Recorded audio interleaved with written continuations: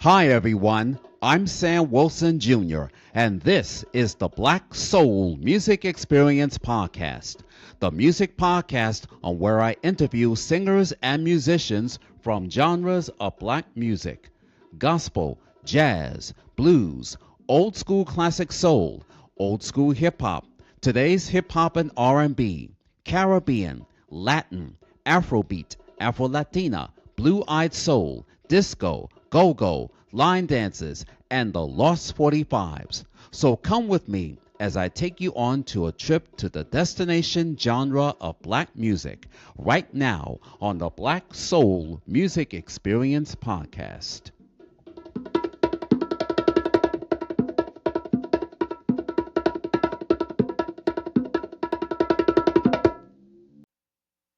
Legal Shield is a proud sponsor of the Black Soul Music Experience Podcast. Have you been involved in any types of accidents? Have you been a victim of identity theft? Have you been a victim of a computer fraud scam? Have you been in disputes with your tenants or landlords?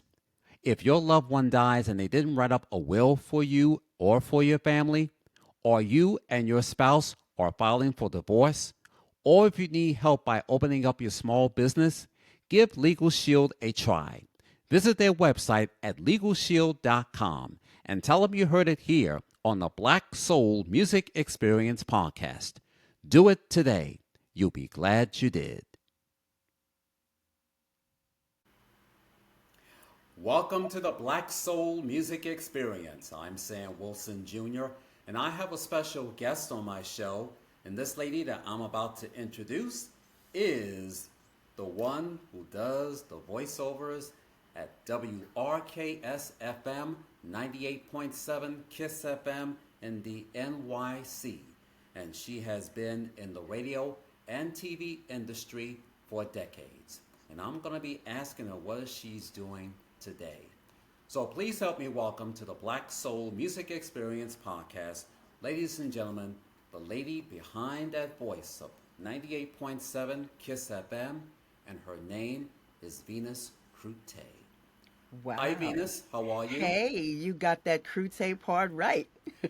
Oh, I tell you, I'm told that I sharply correct people when they get it wrong, so I'm trying to be nice. But you were good, right on the money with it. How are you? Thank you I'm for doing, having me. and welcome to my podcast. Glad to have you here. When we first met on the Alignable, the Mm-hmm. Black Network event meeting during February, and when Yeah, we yeah. put in the chat room, and Mm-hmm. you told me that you won the Kiss FM, I said, yes! Yes! I finally got somebody! Wow, you always have somebody. What are you talking about? I mean, like real, DJs, that I grew up on in Mm-hmm. black radio, like Ken Spiderweb, Vi Mm-hmm. Higginson, Yeah. and the late Vaughn Harper, Oh, and the late yes. Frankie Crocker. While I was listening to Top 40 radio, I was listening to Harry Harrison, Ron Lundy, and Cousin Brucey. Cousin Brucey, yes. Out of all of those, that's the one I remember. Cousin Brucey. Mm-hmm. Yes, so I'm very delighted that you're here, and we're going to have a wonderful conversation. So let us begin, shall we? Yeah, I was just telling my Facebook people that I like being on this side of the mic so that I can answer questions. I might find out something that I don't know about me. So I posted it. Okay, Yeah. so let us begin. Now, where were you born? In Manhattan, Harlem Hospital. Yeah. Harlem, So I so USA, I straight am a up Harlemite. represent. I hear Shayla say that all the time. She's a Harlemite. I am a Harlemite. I was born in Harlem Hospital. Okay, or Mhm. as for me, I was born in Sydenham Hospital Okay. on West 122nd Street and Right. Manhattan Avenue. Okay. Although the hospital is no longer there, but the building itself is now housing, for the seniors. Mhm. So, Nice. like every Harlem week, I usually stop by at that building where I was born at in that hospital, Sydenham Hospital. I Mhm. looked at it on my birth certificate, and I looked at it for the first time Really in when? 1980. No, not when. And Oh, okay, okay, okay. I thought you were going to tell me when you were born. I'm like, you don't have to. Well, hey, as my late mother will always say, never forget your birthday and the month and the year. Because Hmm. if you don't remember it, you don't get no birthday party, no birthday gift, no nothing. So when I saw that birth certificate Hmm. hidden in my mom's drawer, because Hmm. I'm originally born in the village of Harlem in New York City, and then after my parents were divorced, I was moved to the Bronx Yeah, in the summer of '69. me So too. I've been Me moved too. around the Bronx a Me lot. too. Me too. Me too. Hmm. Now, were your parents or any of your family relatives in the media industry, or did they had 9 to 5 day jobs? Actually, they had 9 to 5 day jobs, but my grandparents, actually, my grandmother raised me, and my mother and my father, they had some little group, and they made one little song, I believe. But my grandmother had four sisters, and they sang in church. So, I think I would say that's where I got the bug, but I think I came into the world wanting to sing. So, yeah, but neither of them were in media. None of them were in media. Which high school did you go to? I was a little Catholic girl, so I went to a school called Sacred Heart of Mary. Before that, it was Mother Butler, and then they changed it to Sacred Heart of Mary. And that was on Pelham Parkway and Eastchester Road, and they're long gone.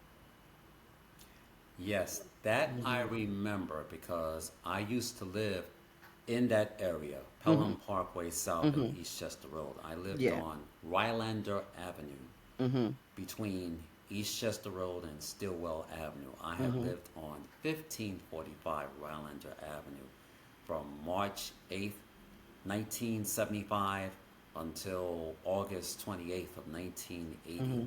So Well, I I don't made a remember any streets around there. I just know I went to school. It was an uh-huh. all-girl school, and that was it. That was Yes. it. Yes, so like I said, I've been moved around the Bronx lots of times, and my Hmm. mom worked at Jacoby Hospital up the Oh yeah, block. I know Jacoby well. Jacoby was near the school. Yeah. Oh, okay. Yeah. Yeah. Yeah. Hmm. Wow. So you have a lot of memories with Yeah. that area. Yeah. Now, which college did you go to?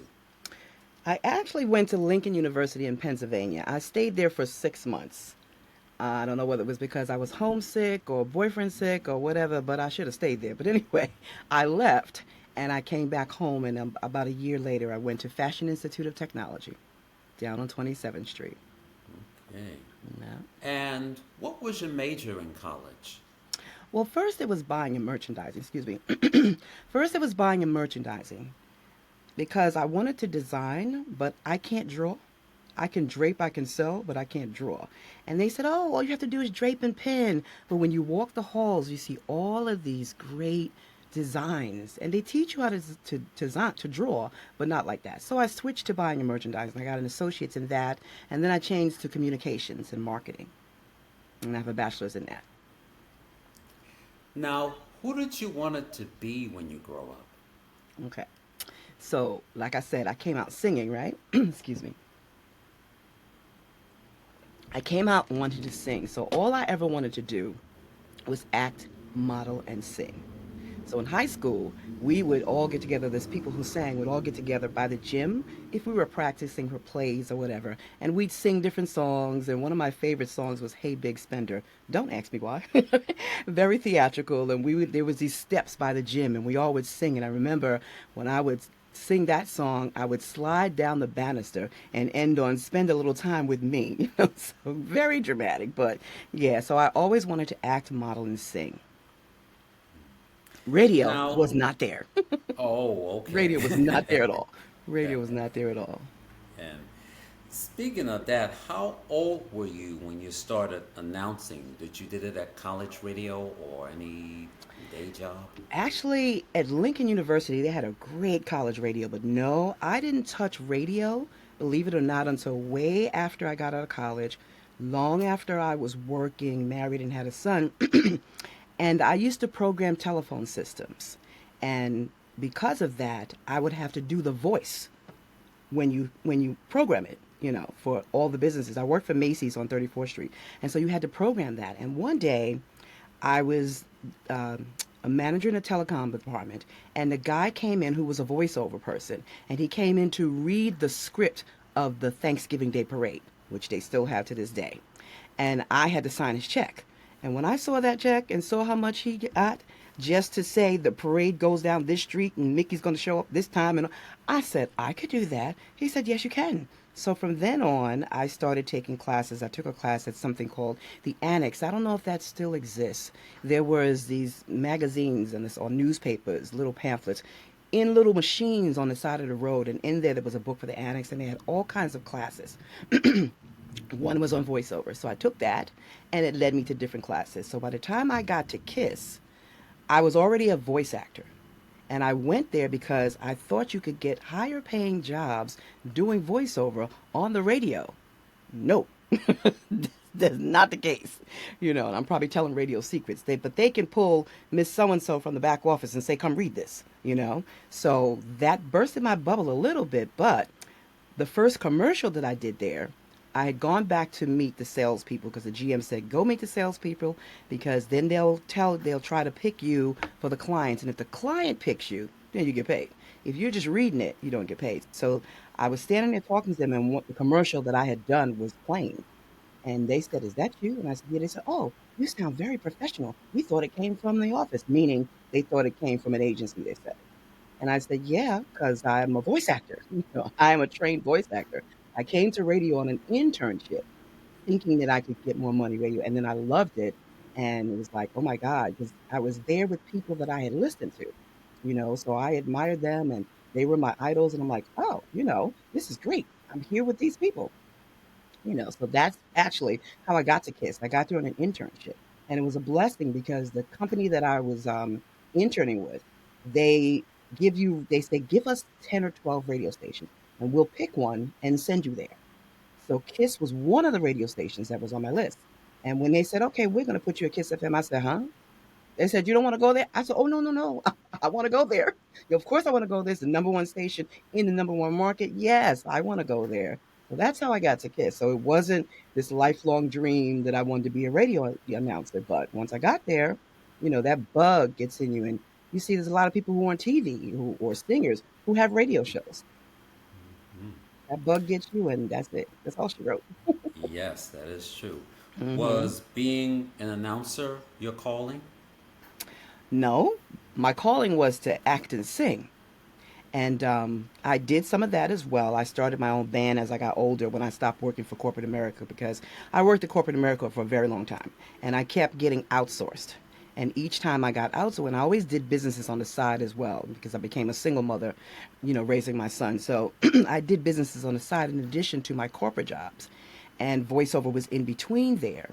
But I really wanted to just sing. So I started a group and I call it A Lady with a Song and Her Gentleman Friends. So the group, the guys were the band. The band was my gentleman friends, and we would go do concerts at different local locations, or if anybody wanted somebody to sing at an event or whatever, I did those things. But when I got deeply into voiceover, I kind of put that aside for a minute. I hope to pick it up soon. But for a minute. So, no, radio announcing was not my calling, but it fits right in because I like to talk. Now, growing up, what were some of your favorite radio stations from back in the day? Mhm. Well, of course, whatever the station was that plays, any kind of top 40, because back then, when I was listening to radio, there was, I don't think, when I was a little girl, I don't think BLS existed. But once BLS existed, of course, it was BLS. And then, of course, it was KISS. CD 101 also. And I would have to say those two. And I also have to say that BLS still exists. We know that KISS is gone. KISS ended in 2012 in April.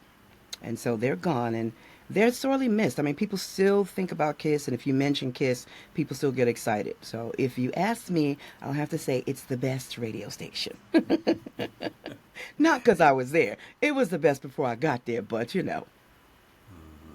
Now, me growing up, I was listening to all types of radio stations, both Hmm. AM and FM. So Hmm. we had WWRL, AM Yes, I remember 1600. that. It's Uh-huh. all soul music, Monday Right, through Saturday, and gospel on Sunday morning. And right. then we had WLIB, Hmm. which was playing all the Lost Classes, which was the sister station of Right, WBLS on FM. right. And then we had some VGO. other. Yes. EGO, right? Yeah, Hmm. jazz. Mm-hmm. And then we had WRVR Mm-hmm. 106.7, which was jazz. And then there was some elevator music that what it was called back then. Yeah, It yeah, was, yeah. you had TFM and WRFM and PAT.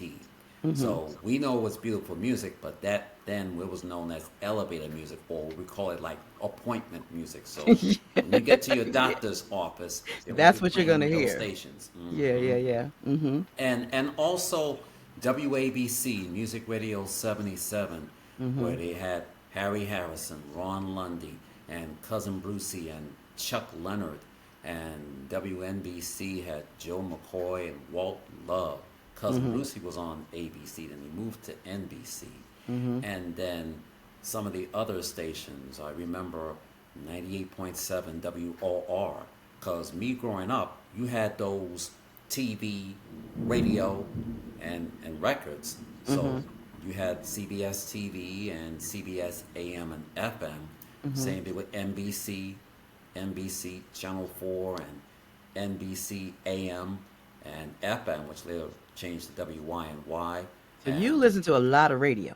I listen to a lot of radio because I grew up on all everything, Mm-hmm. TV and radio. Mm-hmm. So when we was just flipping the dials and switches and everything, we just When a good song scanning come on, you everything. switch it, right? It was Yeah. all on there.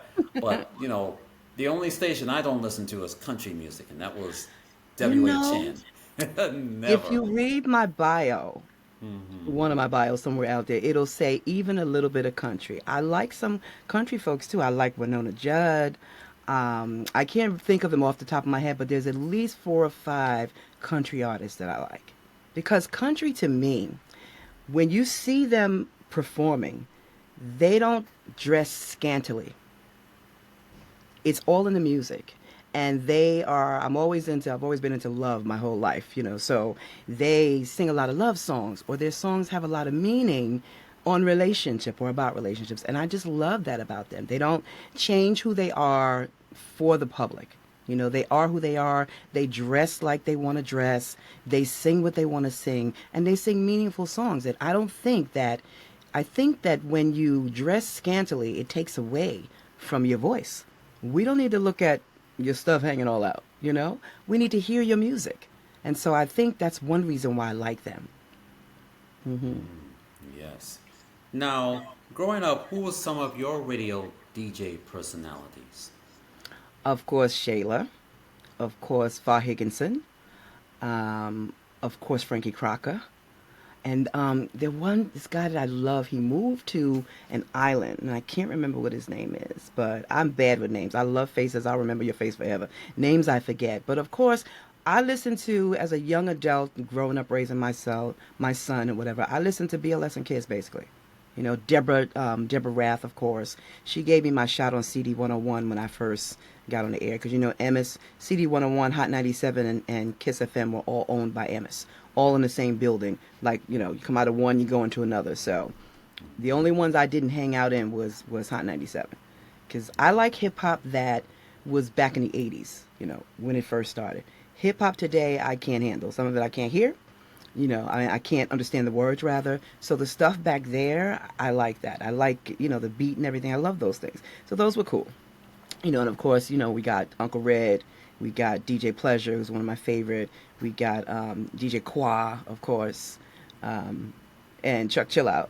Interesting story with me and Chuck Chillout. It was really funny when I first met him. I think it was the first time I was on the air with the master mixers. And they like to come in and turn the music up to really, really loud. And I was like, oh my God. And at that time, that day, I was told they can't be on the air. Now they're on the air all the time. So when he went to go on the air, I was like, no, you can't do that. It was my first day. And I was like, I'm not getting in trouble. And then he was like, what do you mean? So anyway, I thought he was mean. But later on, we worked it out. I said, go ahead on the air. He said, no. I said, okay, whatever. But we met on a boat ride. And I said, you were mean to me when I first met you. And he says, I wasn't mean. And ever since then, it's like, I love me some Chuck Chill Out. So. But it's a matter of people learning each other's personality. And remember, I was the newbie on the block. I was the new kid. Who are you? Where'd you come from? How you get here? So it was kind of rough, I guess, for, I'm like, who is she? Who is this girl? Harper, who this woman? Yeah, but N- fun. Fun. yeah. Now, who were some of your radio announcer influences that had inspired you to get into the radio industry? Well, again, I didn't go into radio to be on the air. I went to radio to do voiceover because I was a trained voice actor and I really wanted to get those high paying jobs in voiceover. So, although my favorites were basically everybody that was on Kiss and, of course, Deborah Rath, I love Deborah Rath. Um, I didn't, they were my idols once I got in there, to train. I trained with Keisha Monk as well. Remember Keisha Monk? Yes. Yeah, and I used to run the board for Michael Baisden, and a guy named Gerald used to run for him, and he taught me how to run the Michael Baisden show. So once I got in there, of course, I liked everybody because I was listening to them. Never thought I would be in there, doing the same thing that they were doing. So I really love that. But I'm a voice actor. I love radio now because radio really gives you the pulse of the people. People feel like they know you from radio. You're out there in the streets doing different events and this, that, and the other. TV is a little hard for them to get to, which is why you see a lot of stars that have radio. I mean, look at Ryan Seacrest. He's got a radio show, 50 million TV shows, but yet he's still radio. Steve Harvey. He's got radio shows, he's got all these TV shows. Radio is a closer pulse to the people and they feel like they can reach out and touch you. I remember one time I was out at an event, and when I got back on air that next Saturday, somebody said they either text me or they put it in the chat somewhere on Facebook. We wanted to talk to you, but you look busy when we saw you. I'm like, no. If you ever see me out at an event, come and talk to me. Let me know you're listening because you are why I'm on the air. If you didn't listen, I wouldn't be there. So come and tell me you won some tickets. Come and tell me something. But if you see me out in the air, outside doing something, come and talk to me. Now, before you got your big break Hmm. in the media industry, did you had any regular day jobs before you got your big break? Oh, And if so, what absolutely. was your first? Absolutely. My first job might have been working at department stores. I worked at Corvettes, which no longer exists, Gimbals, which no longer exists. I'm dating myself, Macy's, and Lord and Taylor's. So I worked in them. The first one I think was Corvettes when I was younger, long before I was married or had a kid.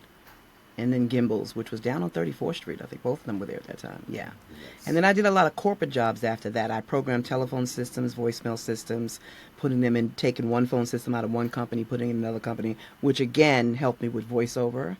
And I also was a human resource manager for different companies and worked in human resources. So I'm retired from all of that now. I do voiceover full time.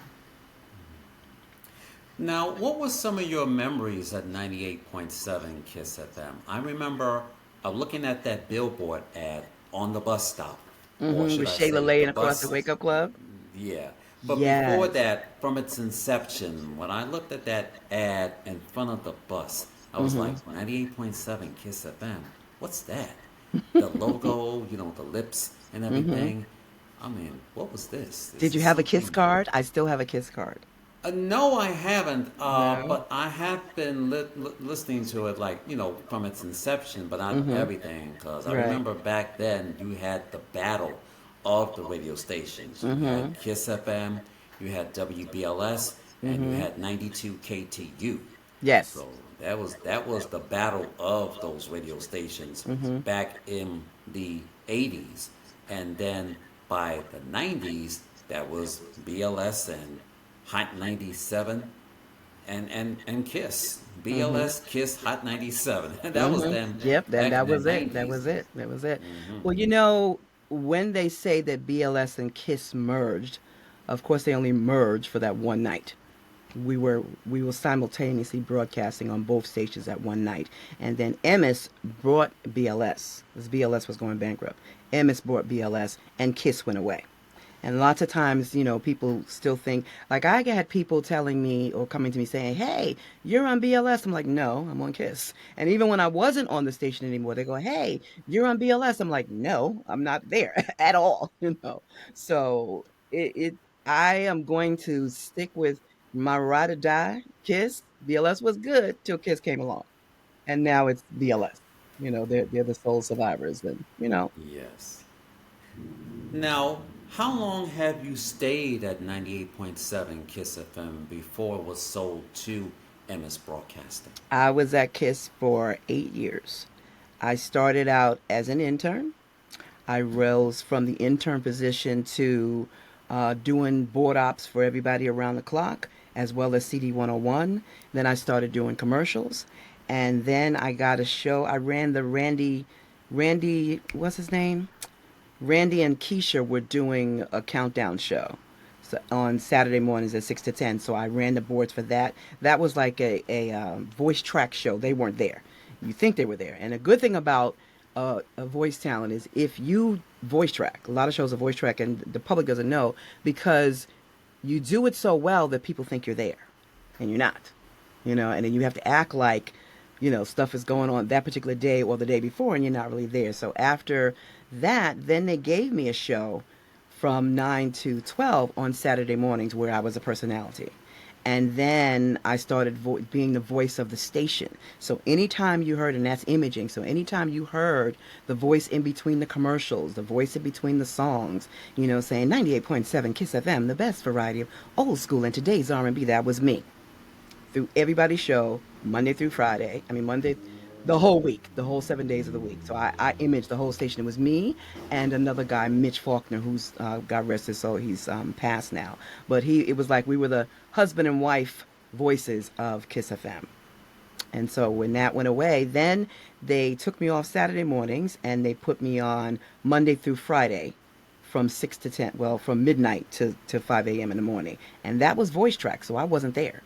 So I would come in one day during the week and voice the entire week. Or I would voice it from my house and send it to them. And so I would get calls at 2, 3 o'clock in the morning saying, can you play so-and-so and so? And I'm like, I'm asleep.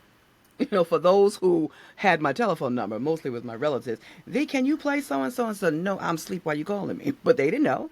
But that's to my credit because it sounded like I was there. And whatever I was talking about, I'm on point with whatever I'm talking about. One day, it was so crazy. Bugsy was the assistant PD at the time, and I had come in to voice stuff, and then I came out to talk to him, and I said, on Thursday, so it's Thursday, so such and that. He said, no, Venus, it's Tuesday. So that's how much I was into what I was doing because I had voiced the whole week. So to me, when I came out of it, it was Thursday. Like, it's not Thursday, it's Tuesday. I said, oh, okay. But anyway, that was kind of fun. A lot of work, but that was kind of fun. As I said earlier, me growing up, I was listening to all radio stations. I knew that back then you had WRKS AM and FM, that was RKO General. CBS TV and radio, that was CBS Inc., the Columbia Broadcasting System, now Right. Viacom, CBS, Paramount.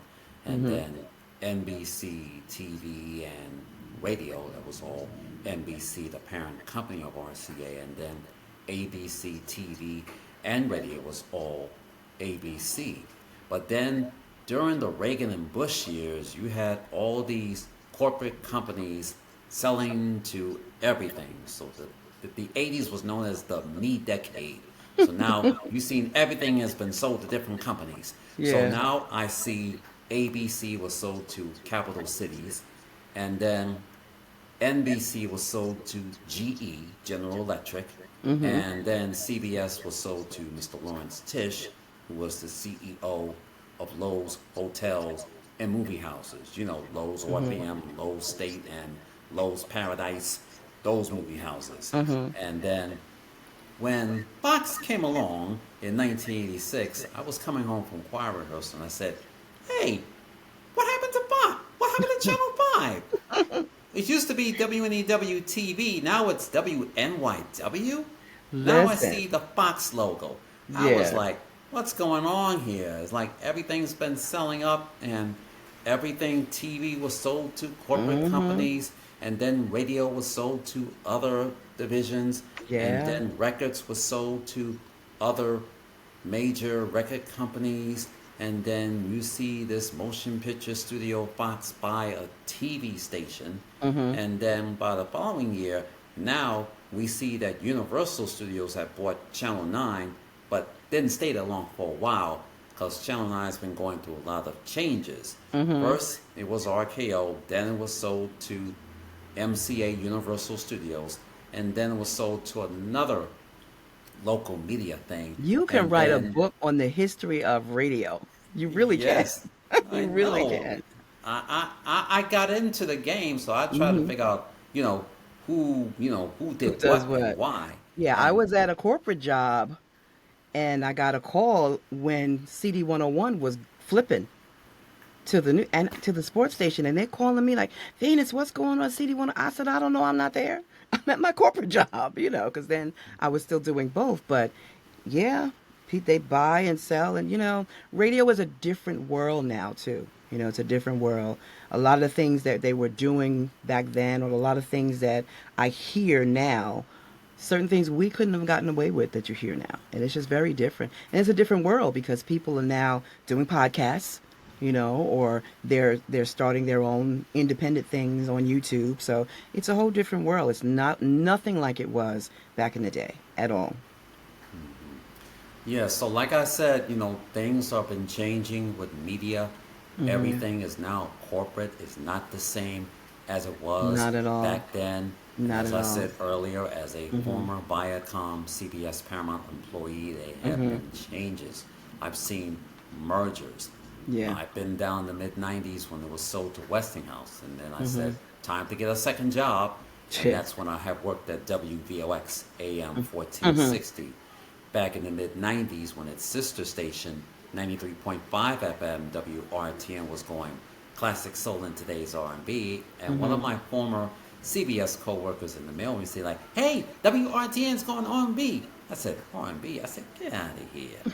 And this is like you're in New Rochelle with the rich white folks that don't like any format changes.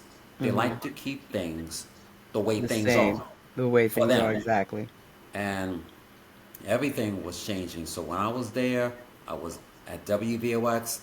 And then when I was looking for WRTN, I said, where's WRTN? Their station went satellite, 93.5 FM via satellite, and their network affiliate was ABC. So they signed the contract with ABC. They had their Hmm. radio headquarters in Dallas, Texas.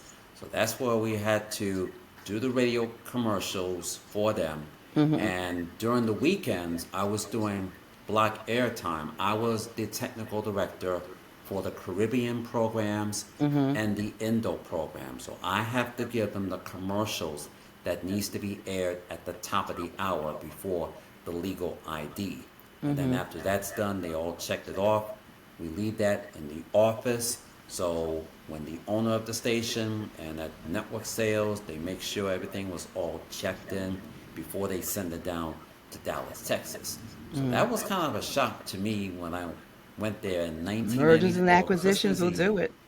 They will It was do it. like, ay, where's the... I'm going to encourage you to write a book about it because you know a lot of stuff. You must let other people know about this knowledge. Yeah. A lot of Yes, so history buffs out there that like to hear all those facts. yes, so like I said, I grew up with everything, Yeah, so that's why yeah. I got into the game. Now, have you gotten along with some of the radio DJ personalities when it comes to commercial production work? I'm not sure what you mean by that. Well, it's like commercials. So Mm-hmm. when I have worked at CBS Black Rock Mm-hmm. headquarters at 51 West 52nd Street, we Mm-hmm. get packages or those real mini reel to reels of Mm-hmm. commercials from Mm-hmm. different clients, different advertising agencies. I will have to deliver the packages upstairs, one to News Radio 880 and the other to FM 101.1. They call Mm-hmm. it the traffic department. It's like Yeah. We had they a have traffic to go department. to the traffic department. They Mm-hmm. will have to listen to the commercial, and then they will have to take it to the production room, and they will have to put that on a cart tape. So Mm-hmm. that was those That's going way commercials. back. That's going way back. I Yes. worked for a station called 1600 WGHT up in North Jersey. It was an 8 a.m. station. And theirs were on, they had analog, so theirs was on cards and everything. But at KISS, everything was digital. And so they have a traffic department that programs the commercials. and the program director or assistant program director that programs the music, if they wanted us to do any of the commercials, we would head over to the production office after our shift or come in during the week. Some of us who didn't work there during the week and just worked on weekend, you come in, you go in the production room, they hand you a commercial, you sit there and you just go through the commercials. Production people in there were very, very knowledgeable, really, really good. Good team. Kids had a really good team overall, period. I can't say so much about BLS because I was really never at BLS. I know some of the jocks there, but I was never really at BLS. I know the PD who used to be there, but again, I was never there. So, of course, there's no issue. You walk into the production room, you do whatever. You basically didn't have to have too much direction because voiceover is really all about direction. It's not about whether or not you have a good voice, because there could be squeaky little voices like this or something or whatever. You don't have to have a really good voice. You can have any kind of voice, old voice, young voice, kid voice, whatever. What's important is voiceover is, can you take direction? So when you start doing that, and then the people who are just in the back room who don't work in voiceover, who just come from any position in the company to sit down and do voiceover, that's not what will fly when you're actually doing voiceover for TV or other radio. That's not at a radio station. The radio station, they're not as strict. If you work there, they're going to let you do a commercial, you know. And so I didn't know that when I wasn't there. And once I got there, then I can see that. But so no, I basically got along with folks. I just told you about what happened to me with Chuck Chill Out, like, but that had nothing to do with commercial. That was, we're in the studio. I'm the personality that was on air, and he was coming in because it was a holiday to do whatever, and he didn't know me. I didn't know him. We had to learn each other's personality. And once you do that, then you find ways to work with each other. We're a team, and we want to produce the best experience for our listeners. Right. Because when I started doing interns at WTHE AM Mm-hmm. 1520 out of Mineola, Long Island, I Mm-hmm. got a chance to do a little commercial for myself for the station. Mm-hmm. But the program director was telling me, when you read a commercial, you just can't read it. You That's have right. to bring it to life. That's You right. have to bring That's so right. much oomph And into it. that's what an actor does. That's what an actor does. You can't just read it. And the going thing right now is they want a real person, which is kind of hard. It's not easy. Voiceover is not easy. People think it's an easy job, but it's not. And we have to please. There's so many people, the production team, there's so many people, the writers, the client. There's so many people. Sometimes when we're actually doing a booking, we may be sitting in front of 5 or 6 people who all have a different idea and who all hear different things in their mind that they want that script to sound like. And so we have to be able to take direction from each of them and give that feeling that they want. And sometimes they'll say, talk to a friend. I'm like, which friend? My homegirl friend, or my sister so and so from the church friend. Which friend you want, So it's kind of hard, and they give you conflicting instructions. And one girl, I had done a series that was supposed to air on Channel 7, and it was a crime series. I actually was removed from it for some reason. Evidently, somebody must have said, oh, we want that person's voice. But what was funny is the voice actor who did it, the example they gave her was to sound like Venus Crute. So that was like, really? Why'd they take it from Venus Crute to give it to somebody to say sound like Venus Crute? You never know. You never know. Right. So they give us a lot of, they'll say sound like Angela Bassett or sound like Kerry Washington, or sometimes they won't say, we don't want you to sound like that person, but we want that feel. So there's a lot of work that goes into that. And so I'm pretty critical of people when I hear, because I know how hard it is to do whatever. And then sometimes you have people who just can just flow. Like there's this one girl I love. Her voice is so easy, smooth, and like butter. And she to me, she can do anything. She's a young girl. And so the young voice is very popular right now. Sometimes they don't want the mature voice. I happen to fall in the mature section sometimes. Or sometimes they want somebody to sound like a kid. It depends on what age they want, whether or not I can sound like a kid, because I have this deep, mature voice. So, but it's fun because you get to be somebody else all the time, even though you're supposed to be yourself while you're being somebody else. So, so it's a fun thing to do. Very challenging, very competitive, and sometimes you don't get any work, but your job rather is to audition daily. I don't know whether I answered your question. Did I answer your question? Yes, you did. Okay, And good. yes, you did. Because Okay. many people don't know what's behind the Mm-hmm. scenes. Right. of the radio stations. Right. And like I said earlier, when I had to deliver those reel to reel commercials to the Mm-hmm. traffic department, and like I said earlier, when I was an intern at a radio station out in Long Island, that was a gospel radio station in Mm-hmm. Mineola, Long Island, you Mm-hmm. have to bring that commercial to life. You have to bring that oomph. You just Yeah. can't be just reading it regularly like you're reading a book. You You're right. have to bring You're that right. to life. You're right. And I've learned that from Mm. WTHE. And when I did an intern at WVOX on Christmas Eve, and then Mm-hmm. later became a WVOX employee, and I'm technical director for those different heritage programs on 93.5 FM.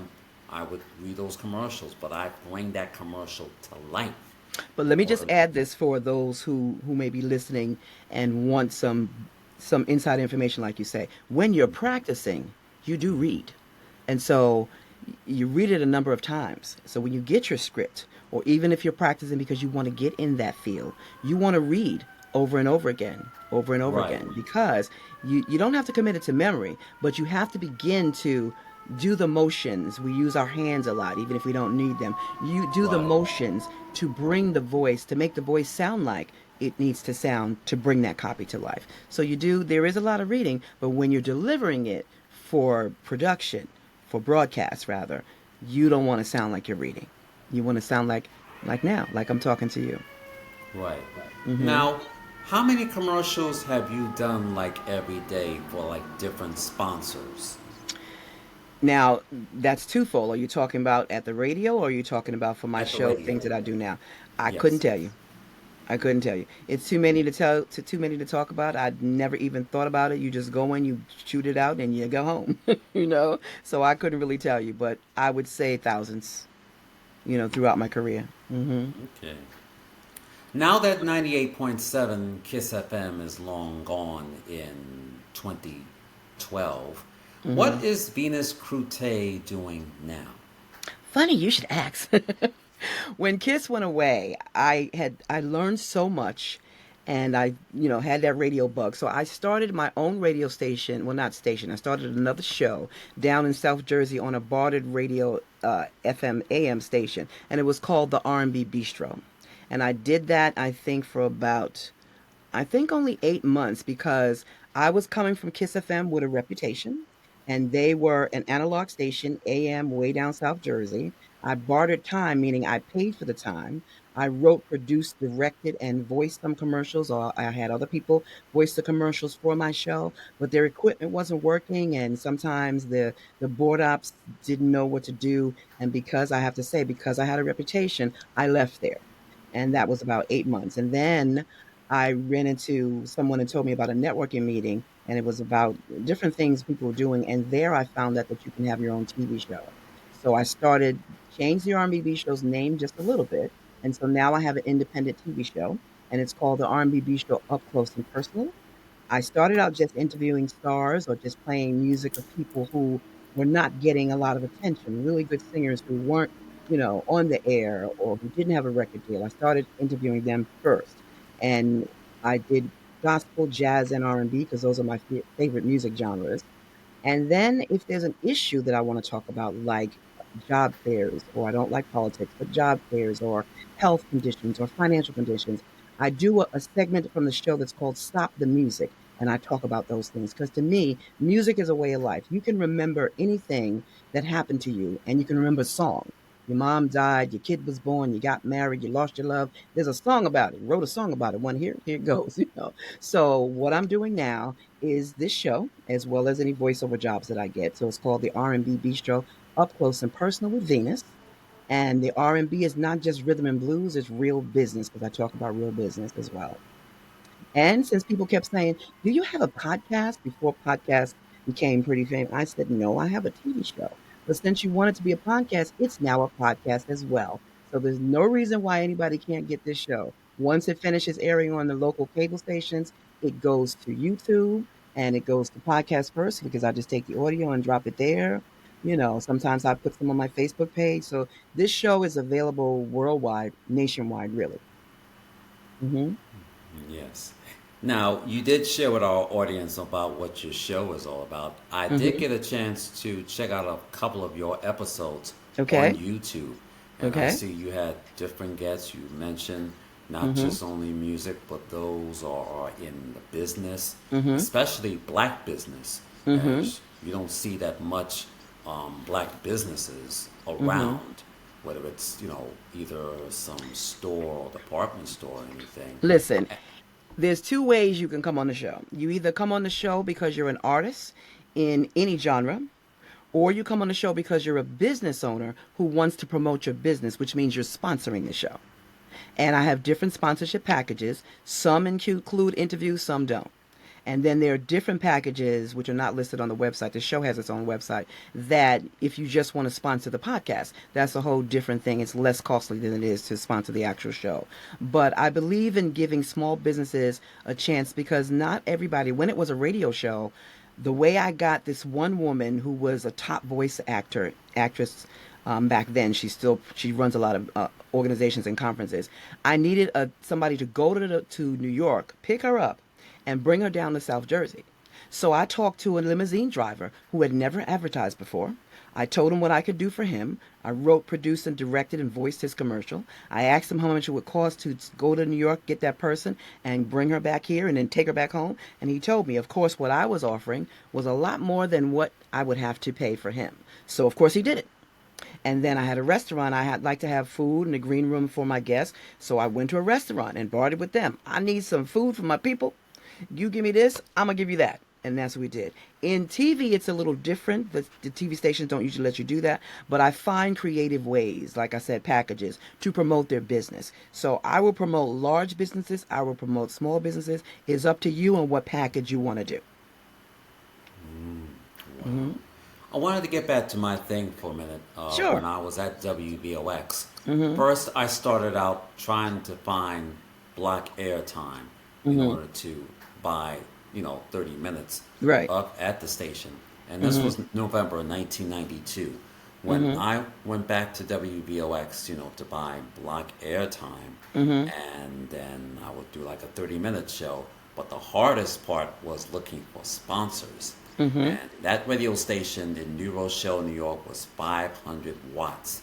It only serves New Rochelle, Mount Vernon, Yonkers, parts of Connecticut, and Mm-hmm. parts of the Bronx. That means Right. from East 241st Street down to Fordham Road, Right. that part of the Bronx.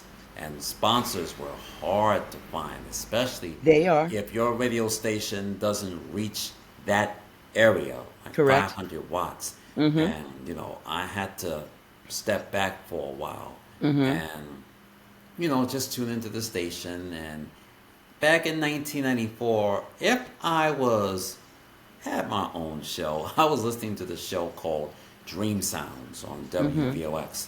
Mm-hmm. And Ani was the host, and the co-host was J. Lauren Russell, who's now the Reverend J. Lauren Russell. Mm-hmm. And I got a chance to meet Ani back in '95. She was dropping off a reel to reel for the airing of the show on Saturday. Mm-hmm. And the J. Lauren Russell. Now I've met the Reverend J. Lauren Russell, and he came to my church most of the time, as a guest speaker, whether it's for revival or anniversary. Now he has his own talk show called Matters of Faith, and it's streaming on Facebook and simulcasting So on did you try YouTube. to get them as sponsors or no?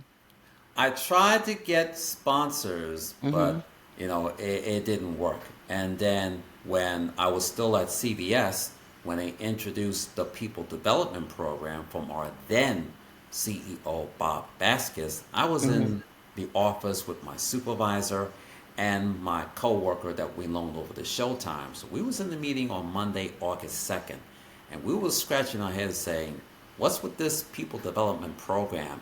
And why you're telling us now when everyone is quitting? Some had left to find new jobs with better benefits. Mm-hmm. Some had took early retirement, and some had left to form their own business.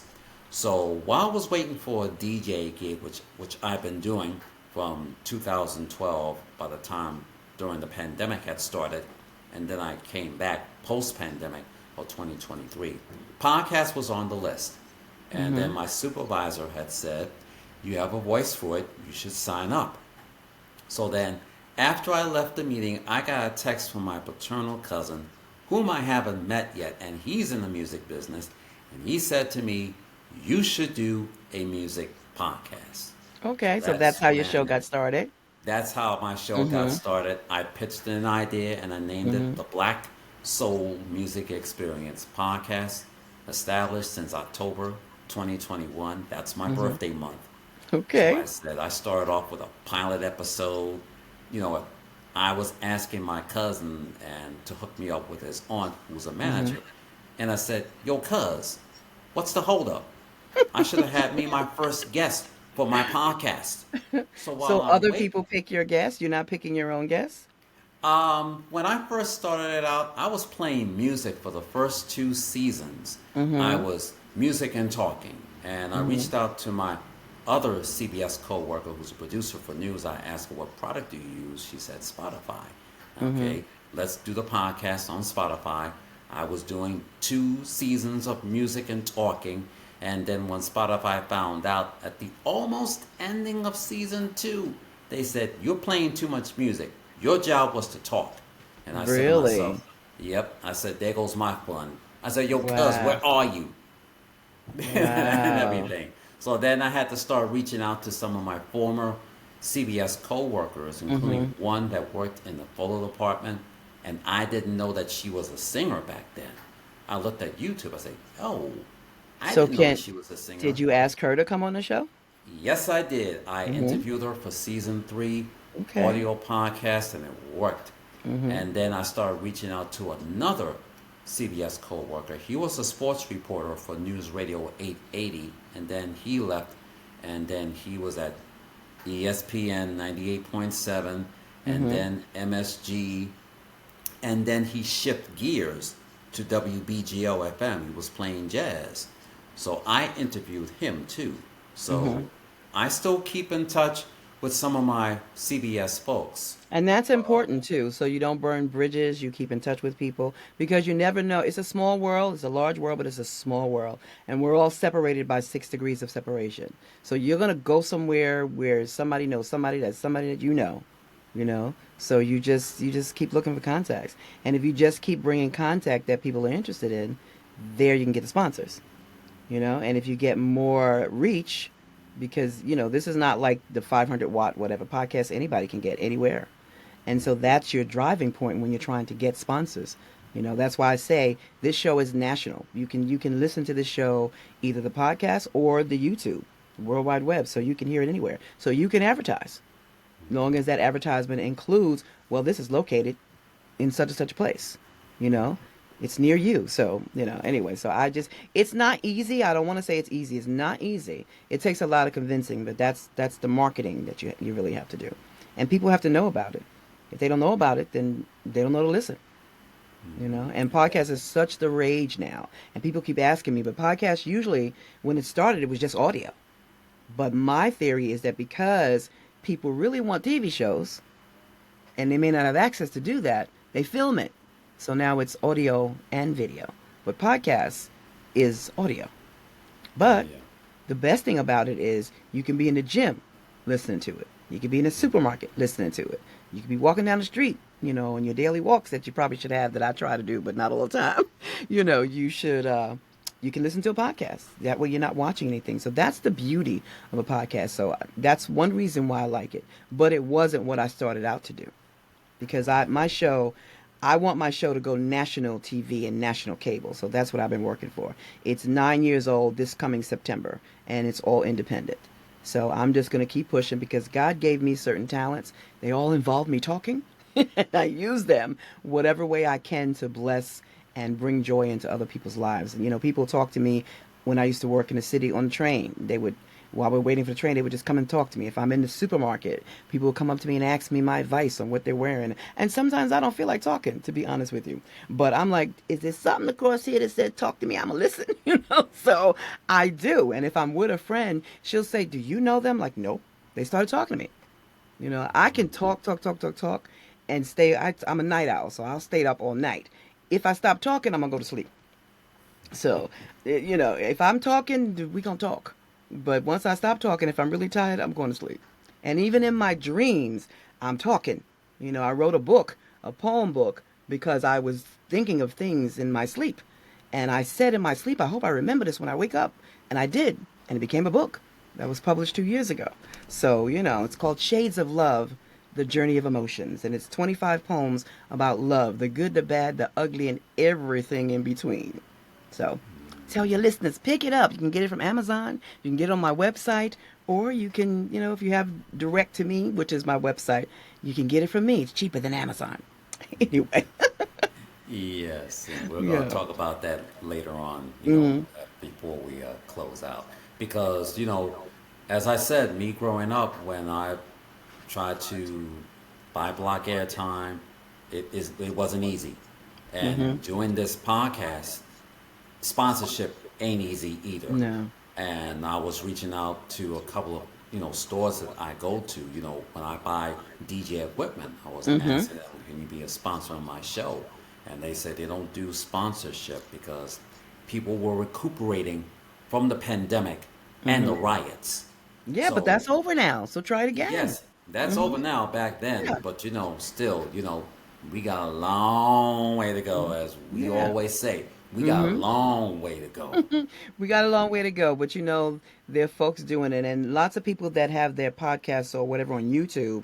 If they, everything is about influences these days and numbers. So if they get a lot of people, Verizon or any of those other companies that pay attention to their numbers, I know folks who've had podcasts who the vendors have come to them because of their numbers and they advertise. I know a guy who's a voice actor, but in his hometown, he lives in some small town somewhere like Missouri, I'm not sure. But anyway, he started talking about food on Instagram. And so now the restaurants contact him to talk about their food on his Instagram. He was on one of the local stations, channel 9 or 7 out there in the state where he lives, talking about his voiceover career. Period, because he has so many followers listening to him to critique the food.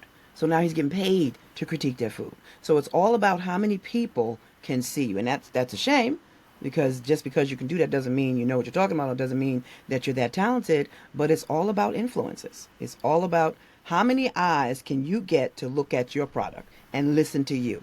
It's like that E.F. Hutton commercial a long time ago. When E.F. Hutton talks, everybody listens, So you just got to keep at it and keep doing what you're doing, but bring something that the people want to listen to while you're doing what you're doing.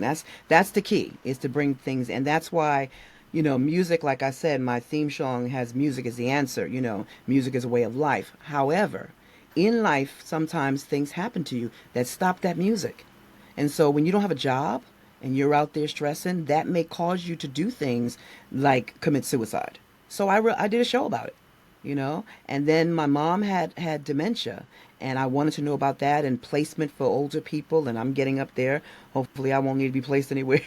My son will have to do that, but so I had the Alzheimer's Association come on, and someone come on to help place people. What do people do when your parents get older and they need to be placed in a nursing home or whatever? How do you go about that? That's a whole nother world. Taking care of people, being a caregiver is not an easy job, and it's stressful. So I talk about that. That's when I stop the music and direct people. This is what you need. So if people know that they can count on you to bring particular information, I also bring a financial guru on to talk about finances. Where should we be investing our money? What should we do come tax season? If you talk about things that people want to hear and they know that's what you're going to do, that boosts your appearance, which can boost your numbers, which can get sponsors. Wow, good advice. Thanks for You're welcome. educating me. You've given me food for thought. But Yeah. like I said Yeah. earlier, I got a long way to go. And Yeah. with all my podcast on YouTube, I got like 69 Mhm. subscribers so far. So Yes. I've been reaching out to some of my family relatives. I was at a family reunion and promoting season 5 of this Mhm. podcast because they all want to check out my podcast, but they don't know how to listen to a You got to get podcast. on social media and start telling people. And And that's what tell I've my been. line is tell people to tell people. Tell someone to tell someone. You know, And you that's gotta. I got fussed at by my old program director, Toya Beasley, just 2 weeks ago. She said, "You got a platform and you're not out there." I said, "What do you mean? I am out there." And she's like, "You need to do more. You need to do more." And you do. You just gotta keep doing it. You gotta keep doing it. People don't know if they don't know. It's your job to make them know. So my job is to make people know about the R&B Bistro up close and personal with Venus. Get it anywhere you can get your podcast. Tell somebody. You right. want me to talk to somebody? Send me information about them. I just might talk to them. Mm-hmm. Now, here's a question I always ask my guests: Mm. living or dead, which Ah. singer or actor or Mm-hmm. actress or radio personality or news reporter or Mm-hmm. sports anchor that you wish you wanted to meet in person Mm-hmm. or to talk with on your show that you're doing now? There's so many people I want to talk to, but Queen Latifah, I love Queen Latifah.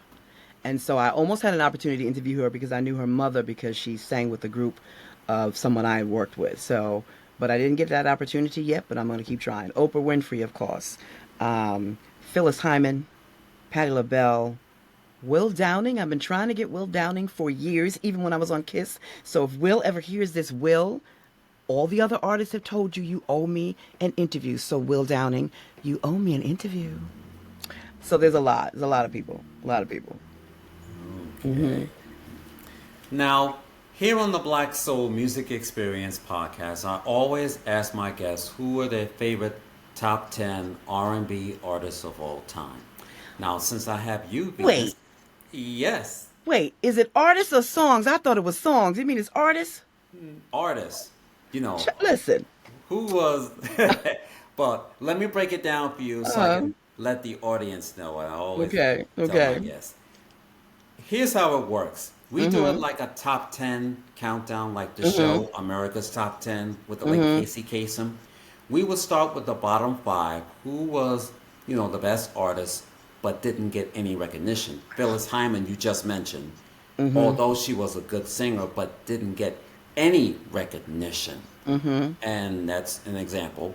Mm-hmm. And when we get to the top five, we would like to find out who was the best artist, who had the biggest, best-selling albums, whether it was gold or platinum or double platinum or triple platinum. Did that artist receive those top 10 number one hits? Did that artist won a Grammy or an American Music Award or a Soul Train Award or a BET Award or an MTV VMA Award? Did that artist performed on American Bandstand or Soul Train or the Midnight Special or NBC Saturday Night Live or Solid Well, Gold you are not going to like or my answer because I'm about to break the mold, okay? I have no clue. I have no clue. When all that was happening, I was raising a son, okay? I can tell you who the people are I like, and uh-huh. I've always been into romance, so a lot of the people I like are singers that sing romantic stuff, you know? Okay, we can So, do and that. I thought you were going to ask for songs, my top 10 picks, not whether they won a Grammy, which is why they would be on my show because if they didn't win a Grammy, that means they're not getting enough attention. So I'm going to give you, this would be a special show for you. I'm going to give you Okay. my top 10 songs that I like, but I'm going to start with my top artist. I'm sorry, I'm not going to number five. My top artist is Will Downing. I love me some Will Downing. I love me some Prince. I love me some Michael Jackson. I love some of Bobby Brown. So let me give you some songs. Can I do that? I gotta Sure. put my glasses on. So Adore by Prince. It's a Love Thing by The Whispers. Is It Good to You? Heavy D. Unpredictable, Jamie Foxx. All I Do, Stevie Wonder. Your Smile. That's a song that I played all the time on the Bistro radio show.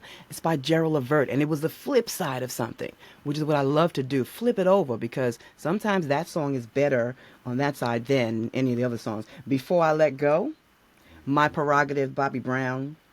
A Million Ways to Please a Woman, Will Downing. I Love Me Some Him, not Tamar, Tony Braxton. That's 10. Okay. All All right. right. So you can see I'm all over the place between a little bit of hip hop, a little bit of R&B, a little bit of jazz. Oh, Rochelle Farrell never got the attention that she deserves. She's a phenomenal singer, 7 octave range. And so it's people like that that I would want to bring on the show, whether you got a Grammy or not. She's phenomenal. And she did another song with Will Downing, Nothing Has Ever Felt Quite Like This, that I love. That's my ultimate favorite love song. So I just love music and I love love. So I never paid attention to who got a gospel, who got a Grammy. I don't care. I don't care. I care whether you can sing and whether you sound good. And when I was on Kids, people would, artists would want to give me their tapes or they want me to get it played, this, that, and the other. And I would say, listen. And if they want to come on the bistro, if you're a singer, please be able to sing. Because if you don't, I'm a singer, I'll have a problem. I used to do this in the choir when somebody hit a bad note behind me. I wasn't doing it on purpose. It was just instinctive. If I hear a note, even if it comes from me, if the note is bad and it comes from me, I'll be Millie Vanillian. Remember them? Yeah, So Millie I will Vanilli. be Yes, Millie sir. Vanillian because, ooh, that note was wrong. So Mm-hmm. because I'm a singer, I'm very critical about whether it sounds good or not. So if you are going to sing, I'll give you this quick story. I don't know how much time we have, but there's this quick story, which is a joke between me and the artist. There was an artist that I had gone to see somewhere in Manhattan, and I was still at Kiss. And there was another girl who was an artist, and she was supposed to be on the showcase. So I'm sitting next to her, but people are moving all around, and she's not moving. So I said, "Why are you not moving?" She says, "Well, I'm Natasha C. Coward, and I'm a part of the showcase." I said, "Well, I'm Venus from Kiss FM. I ain't moving either." So she said, "Oh, you're Venus from Kiss FM? Here's some tickets to my next performance, blah, blah, blah." I looked at it, and it was for Saturday. And when I was on the air in the morning, when I leave the city, I'm not coming back. So I said to her, "Thank you so much. Give these to someone else because I don't want to waste it because I'm not coming back in the city." Fast forward, she was up. That girl hit 16 bars. I was like, "Give me my tickets. Give me my tickets." And she was like, Venus, her and her manager were like, "Venus, you don't need no tickets. Just let us know when you want to come." But I had to eat crow because that girl is bad. And I forever, bad meaning good. And I always say to her, I haven't seen her lately, but I hear about her sometimes on social media. Her voice is phenomenal. She's Patti LaBelle, Aretha Franklin, and anybody else, Jennifer Hudson, everybody all in one. That's how good this girl's voice is. And Mm-hmm. so I follow her, I will follow her. Then I've been to some of her appointments, some of her performances since then. But I had to eat my words because I was like, I will come back in the city to hear you because she was really good. And she was on the Bistro, the radio show. I haven't had her on the Bistro, the TV show yet. But anyway, so I love music, but you got to be able to sing. You got to be able to Yes, sing. that is true. You It got to be is able to like, sing. and it's like this when we hear all of our favorite artists on black radio, and we Hmm. say like, "Yo, I love that song. Let's go to the record store, pick up that 45." Boom. But when we see that artist on American Bandstand or Soul Train or the Hmm. Midnight Special or Saturday Night Live or Solid Gold, we may not know that person may be, that They, artist is white. yeah, they I'm could like, be fixing the voice because they used to do that. They used to fix it mm-hmm, with those tracks. And there's mm-hmm. no 45s no more, right? Right. Shoot, it's hardly any CDs anymore. It's like everything is digital, MP3s, Yeah, I you used to know? have an MP3 player back in 2012 because Hmm. I wanted to learn how those DJs still buy those LPs and they download it on the computer. And Hmm. that's something that I have learned back in 2012, back in Hmm. October when I came back home from DC. I said, let me treat myself because I wanted to learn on how those DJs still buy those LPs and Hmm. download it on the computer. I said, okay, let's give it a shot and let's see. So some of the LPs went through, some of them just got like, and Really? like, I gotta stop this. And some are like skip, and everything. Hmm. And then when I ended up with the burning CDs and everything I was hoping for Serato, I said, I ended up what I got. So I started burning CDs Yeah, since it's 2012. amazing how things have changed. I mean, there's still LPs out there that you can get and a player. Hmm. So things are cyclical. They turn around. But I know a lot of people getting rid. I still have CDs myself, but I don't really. I have my car has a CD player too, but I don't really play them now because I have the MP3s on my phone. So I just plug in a little gadget. I don't have a new car. I plug in those little gadgets and it plays just like it's a CD. So I'm wondering how do the artists make their money now? It's probably on touring because nobody's buying any albums. It's streaming stuff for 99 cents. Right. How can you get rich on that? Yeah, No. because I was a little curious about it, how they make money when these things came out in 1991, the streaming music. Mm-hmm. It's like, Napster came out, and I think one of the groups had took Napster to court to sue them for not, asking their permission Mm-hmm. to stream their songs Yeah. online, before Apple iTunes came along. Mm-hmm. And now everybody's streaming because, all the stores right now that used to sell those record players, they discontinue that. Now as Mm-hmm. they see everybody streaming on their I mean, smartphones. even when I have an artist at the end of my show, I will play their songs. I don't play it during the show. I'll play it as my outro. And when I try to put it up on podcasts or even YouTube, it asks, "Do you have the right to use this music?" So certain songs, after a certain amount of years, I forgot what it is, they become public domain. I think it's 20 years they become public domain. But if it's not before that, you need permission to use those songs. And even if we try to, do voiceover and they put music in there, you have to go find free stuff. You can't put stuff in there that you don't own in any of Right. those recordings. Yeah, so Yes, you that's got to very know. You got true. to know what you're doing out here. Yes. Mhm. Well, Venus, it's been a pleasure talking with you on the You Black Soul too. Music Experience podcast. Thank you so much for taking the time out to be here on my show. And again, continued success with your show. As I said, I got a chance to check out a couple of your episodes on Mhm. YouTube. And before that, we was put on the chat rooms on Alignable during the Black networking event Mhm. meeting. And I said, Yeah. no, I finally got a chance to interview. Yes. Yeah. Yeah, So well, just, thank you. So thank you, thank you, thank you, thank you you're so so much. welcome. I appreciate being here. Thank you for having me. Remember, you can find me on all social media. And if you can't, just Google Venus 987 and everything comes up. Okay, Venus 987. Okay, All so right? I'll remember that. Okay. Download all the songs from your favorite artists that we have talked about on this edition of the Black Soul Music Experience podcast. Visit iTunes.com, Spotify.com, or purchase a CD at Amazon.com. Make sure you follow Venus Crute. Make sure you check out her show, the R&B Bistro Show. You can look for it on YouTube. Check it out. Check out some of the episodes. Whatever interests you, whether it's in music or in business, make sure you check it out. And you can follow her at Let me venus987.com. correct that. You can follow me, venuscrute.com, or on Venus Crute on Facebook, Venus 987 on Instagram. Okay, All thank right. you for the input.